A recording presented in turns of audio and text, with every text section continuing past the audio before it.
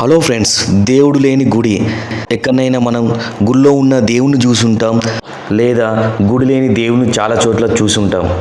వాటికి భిన్నంగా దేవుడు లేని గుడి మన పెదపల్లి డిస్టిక్ ముత్తార గ్రామంలో కొలువై ఉన్న శ్రీ అండాలమ్మ టెంపుల్. దీని చరిత్ర తెలుసుకున్నట్టుంటే ఈ ఆలయాన్ని 300 సంవత్సరాల నుండి 350 సంవత్సరాల మధ్య కాలంలో నిర్మించారని చెప్తారు. ఇక్కడ జమీందారు అయినటువంటి లక్ష్మీనరసింహరావు గారు ఈ ఆలయాన్ని నిర్మించారని చెప్తుంటారు.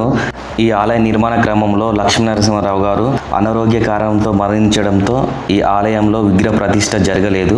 ఈ ఆలయం స్పెషాలిటీ ఏంటంటే ఆసియా ఖండంలోనే రెండో పశ్చిమ ముఖం కలిగిన ఆలయంగా దీన్ని చెప్తారు. సాధారణంగా ఆలయాలన్నీ కూడా తూర్పు ముఖం కలిగి ఉంటాయి, ఇదేం మాత్రం పశ్చిమ వైపున ఉంటుంది. ఈ ఆలయం చుట్టూ వారి మునిమనవడు అయినటువంటి వెంకటేశ్వరరావు గారు, గ్రామ సర్పంచ్, ఊరి వారి సహకారంతో వీరు పల్లె ప్రకృతి వనం అనేది ఈ ఆలయం చుట్టూ ఏర్పాటు చేశారు. చాలా పీస్ఫుల్గా ఉంది, చూస్తే మనకు కనబడుతుంది లైవ్లో.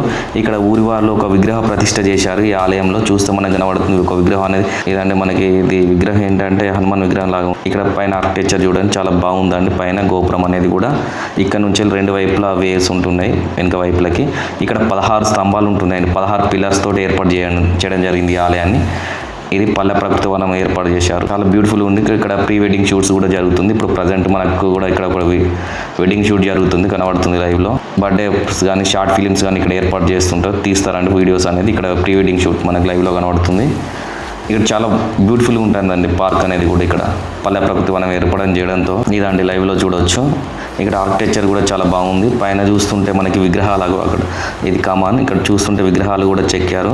అప్పట్లో ఏంటంటే కొన్ని విగ్రహాలు కూడా ఆ కాలంలో రాజుగారు విగ్రహాల లోపల డైమండ్స్ అంటే వజ్రాలు పెట్టి విగ్రహాలను ఏర్పాటు చేశారనే ఉద్దేశంతో కొందరు గుప్త నిధి వేటగాళ్ళు దీన్ని విగ్రహాలను ధ్వంసం చేయడం జరిగింది. ఇక్కడ మనకు చూస్తే లైవ్లో కనబడుతుంది కొన్ని విగ్రహాలు కూడా ధ్వంసం అయినాయి. పైన గోపురం కూడా ఒక 3 గోపురాలు ఉంటున్నాయండి. ఇక్కడ మనకి లైవ్లో చూస్తే మనకు కనబడుతుంది 3 గోపురాలు ఏర్పాటు చేయడం జరిగింది ఆలయానికి.